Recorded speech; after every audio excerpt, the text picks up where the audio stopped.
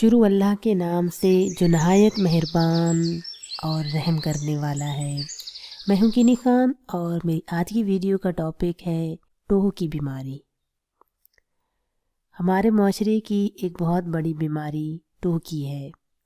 ہم لوگوں کو جستجو لگی رہتی ہے، کھوج رہتی ہے کہ کسی شخص کی برائیاں کھود کر نکال سکیں۔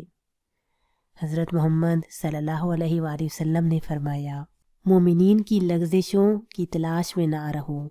جو شخص مومنین کی لغزشوں کی ٹوہ لگاتا ہے، خدا اس کی لغزشوں کی ٹوہ لگاتا ہے، اور جب خدا کسی کی ٹوہ لگاتا ہے تو اسے رسوا کر دیتا ہے، بھلا ہی اس کا گناہ اس کے گھر کے اندر کیوں نہ ہو۔ تو اس ٹوہ کی بیماری کو چھوڑ دیں۔ تقریباً 70% لوگوں میں ناچاکی کی وجہ یہی ٹوہ کی بیماری ہوتی ہے۔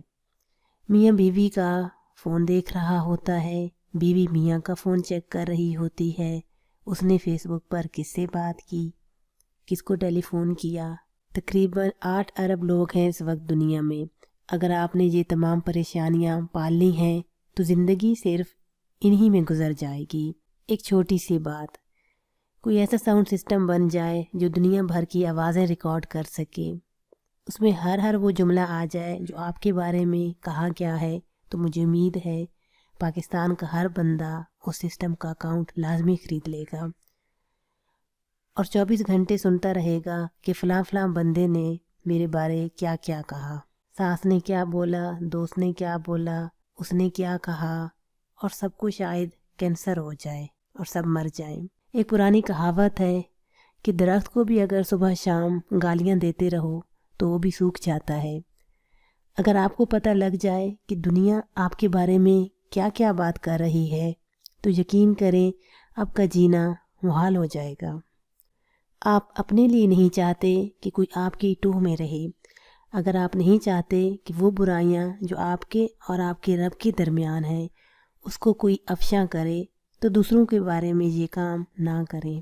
کسی نے حرام کی کمائی سے گھر بنا لیا، آپ کو اس سے کیا پریشانی، وہ جانے، اس کا رب جانے۔ اس ٹوہ کی بیماری سے اگر ہم بچ جائیں تو ہمارے گھر یقین مانے جنت بن جائیں گے اور ہمارا معاشرہ پرسکون ہو جائے گا۔ جس شخص کو قدرت نے مہلت دی ہوئی ہے آپ اس کی رسی نہ کھینچے۔ جس شخص سے قدرت آرام سے حساب کر رہی ہے آپ اس کے محتسب نہ بنے۔ جس شخص کو اللہ نے معاف کر دیا ہے آپ اس پر نہ ظلم کریں، ورنہ اس کا بدلہ اس سے تو معاف ہو جائے گا، اللہ آپ سے پوچھے گا۔ ایک قصہ آپ کے ساتھ شیئر کرتی ہوں کہ ایک بھائی دوسرے بھائی کو نماز کا بولتا ہے اور بھائی دوسرے بھائی کو بولتا ہے کہ خدا کی قسم تم جنت میں نہیں جاؤ گے۔ تو اللہ سائیں کہتے ہیں یہ شخص کون ہوتا ہے فیصلہ سنانے والا؟ پھر جو شخص نماز نہیں پڑھتا اس کو نماز کی توفیق مل جاتی ہے، اور جو شخص نماز پڑھتا ہے اس سے نماز کی توفیق چھن جاتی ہے۔ جو نیکیاں آپ کو لگتی ہیں آپ کر رہے ہیں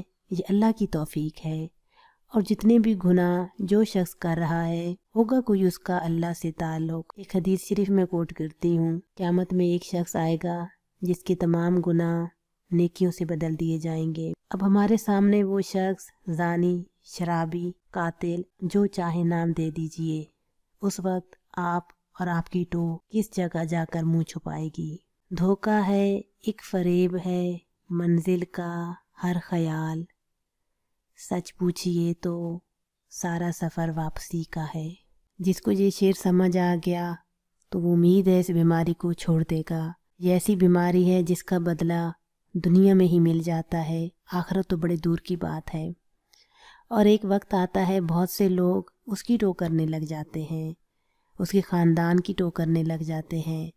تو ایسا گناہ تو نہ کریں جس کا خمیازہ آپ بھی بھگتیں اور آپ کی نسلیں بھی بھگتیں۔ تجسس کرنا، چھوٹی چھوٹی باتوں کو بڑھا چڑھا کر بیان کرنا، یہ سب چھوڑ دیں کیونکہ اللہ کو یہ بہت ناپسند ہے۔